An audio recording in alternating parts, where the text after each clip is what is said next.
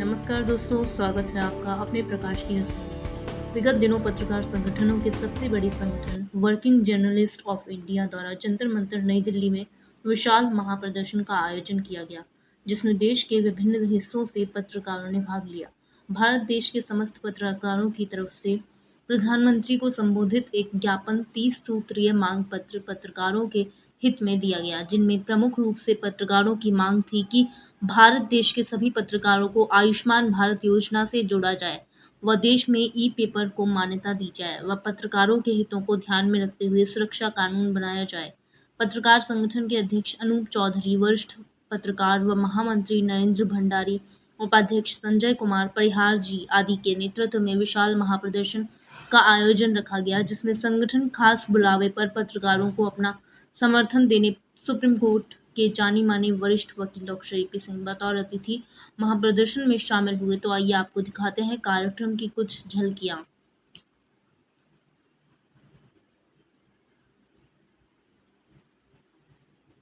क्योंकि पत्रकारों की सुरक्षा का प्रॉपर कानून नहीं है हमारे देश में, इसलिए पत्रकारों के अंदर डर भय बना रहता है। देखिए, डॉक्टर्स के लिए है, वकीलों के लिए है, और यहाँ तक अभी देखा अपने नेताओं के लिए, सभी के लिए, सब हो जाते हैं, सबके लिए बन जाता है। लेकिन पत्रकार जो देश का चौथा स्तंभ है, लोकतंत्र जागरूक रहे,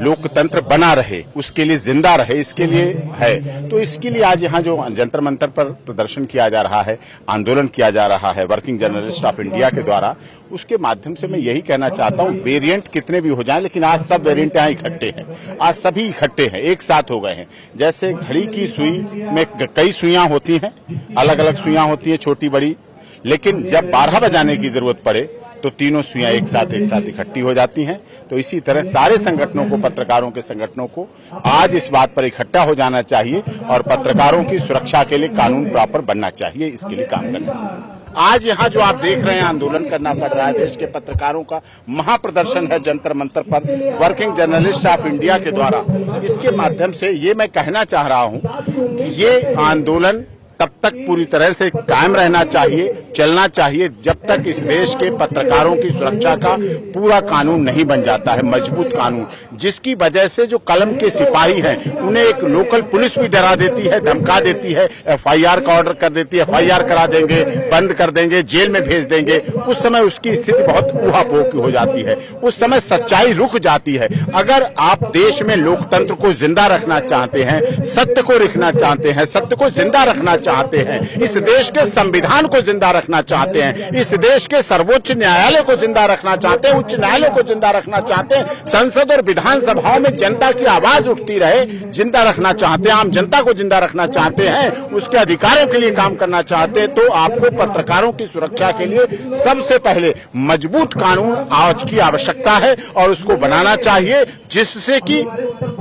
हमारे देश में सच्चाई सामने आ सके। नहीं तो ब्लैक मार्केटर, धन के जो इंडस्ट्रियलिस्ट है, कभी भी कोई बात चला देंगे और आपको इससे जूझना पड़ेगा, आम जनता को जूझना पड़ेगा। 23 साल से सुप्रीम कोर्ट में वकालत करता हूं और अभी जो कोरोना काल हुआ था, कोरोना काल में भी हमने माननीय सर्वोच्च न्यायालय ने, जब कोरोना की याचिकाओं पर माननीय सर्वोच्च न्यायालय सुनवाई कर रहा था, उस समय भी जब हमारे देश के पत्रकार कोरोना काल में लोगों की ऑक्सीजन खत्म हो गई है, अस्पताल में इलाज नहीं मिल रहा, एम्बुलेंस नहीं मिल रही, छोटी छोटी समस्याएं, पुलिस प्रशासन परेशान कर रहा था, जब इन समस्याओं को पत्रकार बंधु, देश भर के पत्रकार जब पहुंचाते थे जिला स्तर पर, देखिए पत्रकार बंधुओं ने ही इस देश के डॉक्टरों को, पुलिस को कोरोना वॉरियर्स बनाया। उन्होंने ही बनाया, उन्होंने उनकी अच्छाइयां दिखाई तो कोरोना वॉरियर्स बने। नहीं, इस देश में डॉक्टरों की और पुलिस की छवि कभी अच्छी नहीं रही, उनकी कभी नकारात्मक छवि रही है, लेकिन उनकी छवि को अच्छा बनाने का काम किया। और पुलिस और उस समय भी प्रशासन, शासन प्रशासन ने क्या किया, लोकल स्तर पर पत्रकारों पर झूठे केस रजिस्टर किए। तो हमने माननीय सर्वोच्च न्यायालय में ये बात रखी थी उस समय भी, तो माननीय सर्वोच्च न्यायालय चीफ जस्टिस ऑफ इंडिया ने अपने आदेश में डीजीपी को आदेश किए थे कि कोई भी झूठे केस इसी तरह से लगाए गए हों तो उनको खत्म खत्म किया जाए और उस पर एसपी लेवल का संज्ञान लिया जाए और झूठे केस रजिस्टर न किए जाएं किसी तरह से। ये बात वहां कही गई थी। और आगे भी मैं आपको वायदानी वचन देता हूं कि पत्रकार संघों की तरफ से आप सब लोग आज यहाँ वर्किंग जर्नलिस्ट ऑफ इंडिया के अधीन सभी देश के पत्रकारों के संगठन इकट्ठे हैं। आप लोगों की तरफ से यदि यहाँ से कोई कार्रवाई नहीं होती है, देश के महामहिम राष्ट्रपति, देश के प्रधानमंत्री कार्रवाई नहीं करते हैं, तो हम आपकी आवाज को माननीय सर्वोच्च न्यायालय में आप सबकी तरफ से आवाज को पहुंचाएंगे और उसमें आपके लिए कार्य। ऐसी तमाम अपडेट्स पाने के लिए हमारे चैनल प्रकाश न्यूज़ को लाइक, सब्सक्राइब तथा शेयर करना ना भूलें। धन्यवाद।